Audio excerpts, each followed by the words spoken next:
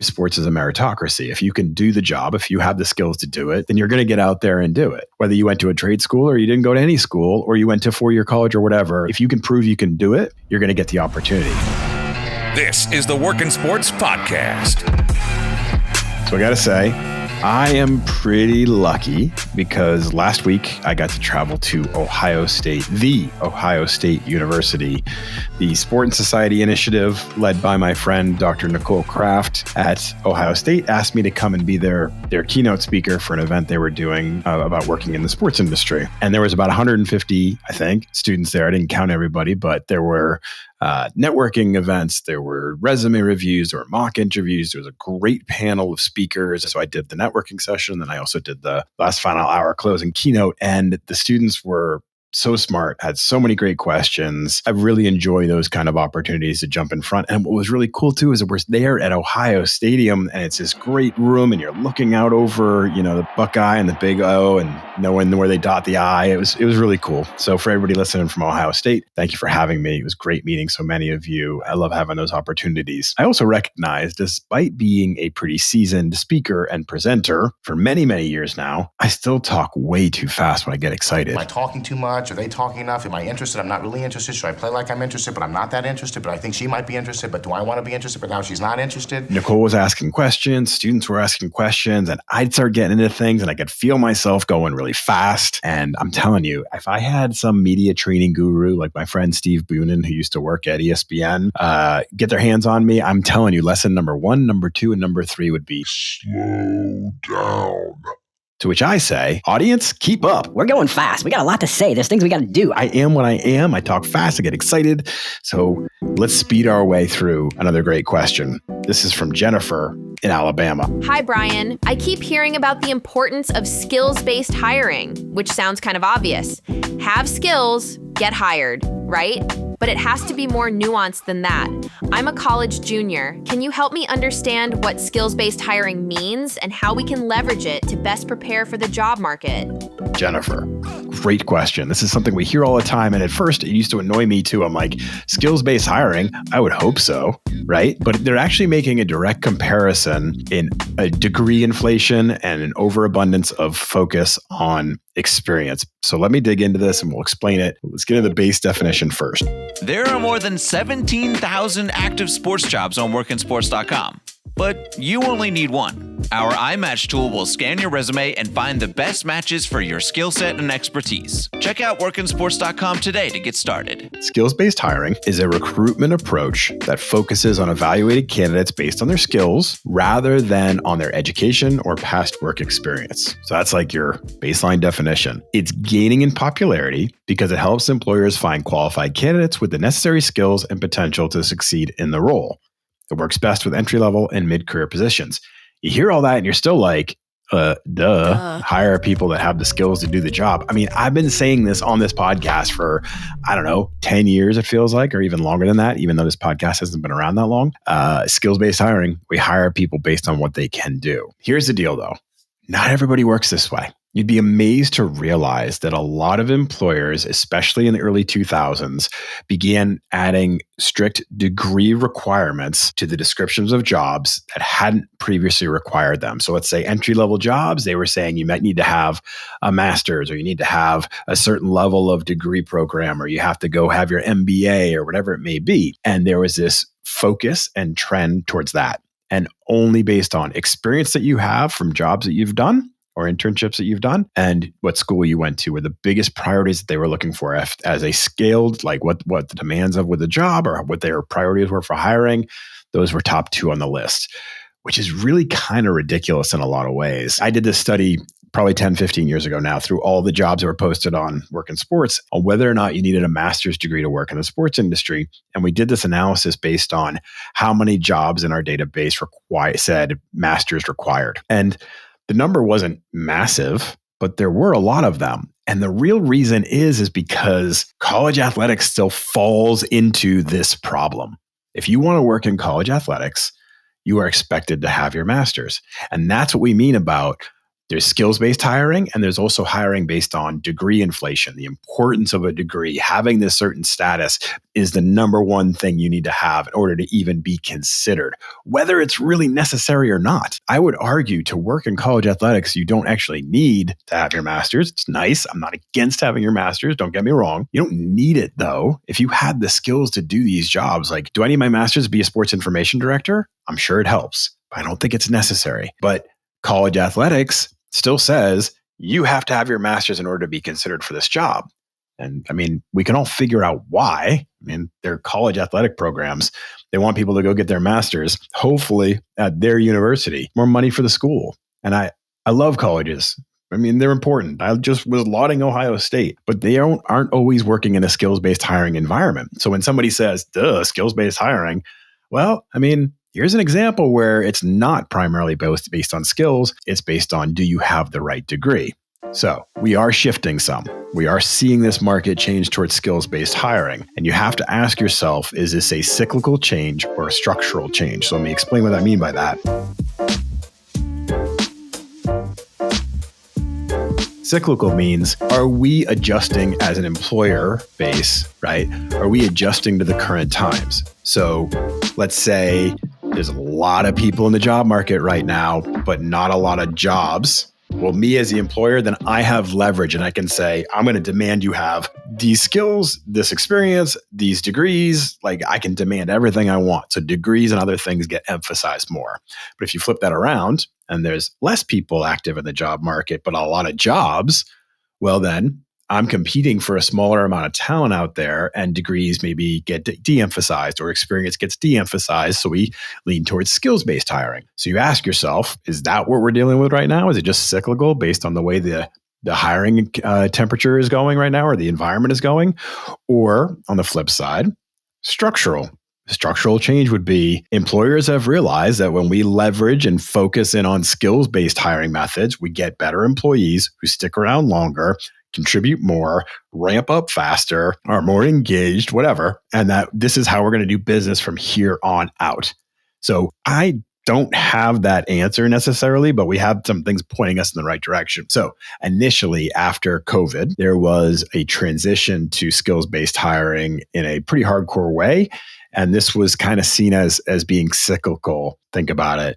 There was this, nobody was hiring period of time. Then everybody needed to hire to start to fill these roles back in. You were competing for talent. You had to lower the bar on what you were willing to expect. And so people said, I'm going to hire you if you can do this job. I don't have any leverage for hiring. I need people in my role, and I don't want to have to compete with everybody else out there. And I don't want to be too tough in what I'm looking for. Just if you can do this job, I'm going to hire you. Well, now we're a couple of years past that. And we're really still in a pretty tight labor market. So I did a little bit of research, because that's what I'm known to do. There are 9.5 million job openings in the US right now, but only 6.5 million unemployed workers. So 9.5 million job openings, not just sports industry, I'm saying in all of them. 9.5 million job openings, 6.5 million unemployed workers. So you do the math. Who has the leverage on this? Well, the leverage is on the side of the candidates, the unemployed workers. There's more opportunities out there than there are you. So now if you're an employer, you have to say, I can't demand too much. I need to fill these roles. I'm competing against other jobs out there. If I'm asking for too much and they can't deliver on that, then I'm going to miss out on good people. So I'm still going to just focus in on skills-based hiring. So right now, it still feels like you could make the argument this is a cyclical change and it could revert back in time. But what you hope is happening is that employers are doing the work and saying, you know what?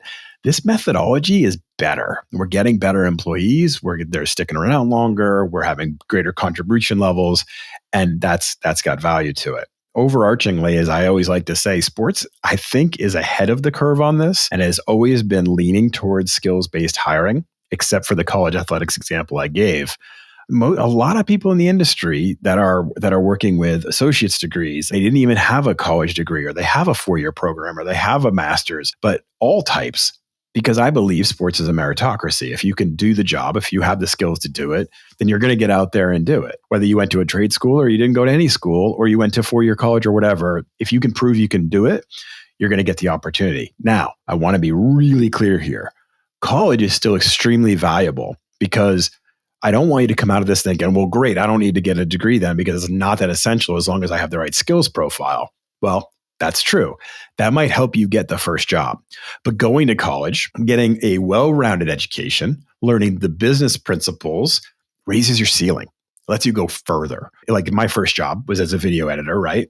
I was hired because I had the right skills to run the equipment that they needed. But my career has grown because I had all those other pieces of knowledge that would allow me to grow and improve and contribute more to the organization. So college raises your ceiling, but you need to still focus in on just making sure you have those skills to be marketable. And if you don't go to college, you can still get those jobs if you have the right skills that match the marketplace. So that's a really long way of getting into this, but our hope is that people are leveraging skills-based hiring and making that the focus, are really finding out. I did more research, people. So 4 major things that are the benefits of skills-based hiring in my point of view. Quality of hire, right? Expanding your talent pool. This is from the perspective of an employer right now. Reducing bias and improving retention. So here's the data here. Quality of hire. LinkedIn did some studies on this, and they found that employers who find talent leveraging skills data are 60% more likely to make a successful hire than those who don't rely on skills as part of their hiring process. So you're going to get a better quality hire. You expand your talent pool. If you focus in on skills-based hiring, you can identify candidates who may not have a formal education or traditional career paths, but have the right mix of skills for your specific job. You might find somebody who their only experience was in selling some other widget or product, and you've never worked in the sports industry, for example, but they have the right skill set and they can bring that to your sales organization. You can reduce bias. Skills-based hiring focuses on objective criteria. Can you do these things that are more relevant to the job than your socioeconomic status or where you were raised or any of these other things? You reduce that unconscious bias by focusing in on skills, and you improve retention. Think about this for a second. If I am zeroing in on hiring you for a skill that you have, that means that you are well matched to this job. And if you're well matched to this job, you're more likely to be happy and stick around and have a sense of belonging. So these are all things that should be leading employers towards focusing in on skills-based hiring and why it should matter to you. But now let's pivot to how you actually prep for this. So there's a couple major things you need to do in order to be prepared for this. 1, prepare for assessment tests. If there are certain standards within whatever side of the organization or the industry you want to pursue, make sure you are ready to pass an assessment test. They are going to not just take your word for it on your resume that you know nonlinear editing, or you've used Salesforce, or you've used these various tools that are necessary for this job.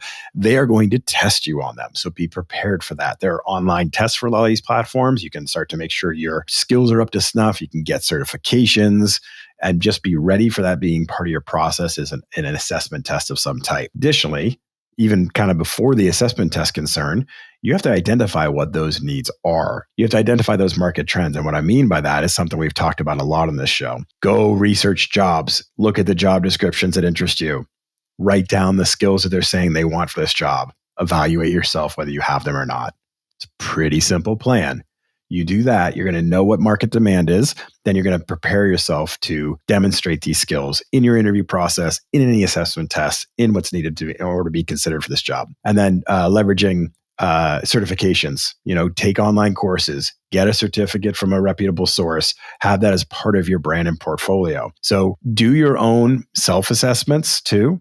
You can take these tests, you can assess your own skill level in your various required areas, identifying these things, be ready to tell stories on how you've leveraged these tools or what you've done with these tools in order to prove that your skills are transferable to another role, develop and continue to work on that and prepare for those skills-based assessments.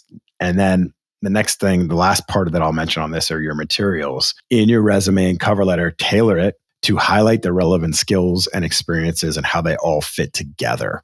Provide concrete examples. Give me a story of how you leverage these skills to achieve success. Hook me with something. Create a portfolio that you can include. If you want to work in graphic design, show me your work. If you want to work in research, do some research. Include that with it. I remember interviewing Brian Killingsworth, who was a CMO for the Vegas Golden Knights years ago. And he used to talk about how he had somebody apply for a job who included an entire research and analytics report on why Vegas should invest in esports. And he's like, I'll never forget that person. And then finally, in part of your process is your networking, engaging in networking opportunities to connect with professionals in the field, understand and seek guidance from them on what skills are most important so that you can then bring this back to how you gather and acquire more information, knowledge, and skills. So skills-based hiring, I believe, is starting to look like it's a structural change. This is just going to be the way that business is being done. And if you start to focus in on the combination of all of these things, you get the good degree, you get the experience, you leverage in all these tangible skills. So each one of them can't sustain on their own. Like, it's not good enough to just have a degree. It's not really super high level career that is just focused on certain skills. And it's not just enough to have experience. If you combine all those things, you become the most powerful possible applicant. You've covered all your bases and you've shown an organization that you have the high ceiling from an education, you have the skills to contribute right away, and you have the experience to know how to operate within a work culture and environment. And that makes you the most powerful person. So I think overall skills-based hiring is a very good thing for all of us, employers and job seekers. Thanks for listening, everybody. Thank you again, Jennifer, for a great question. Thank you, Ohio State, for having me on campus. Cool first visit for me. And I will see you all next week.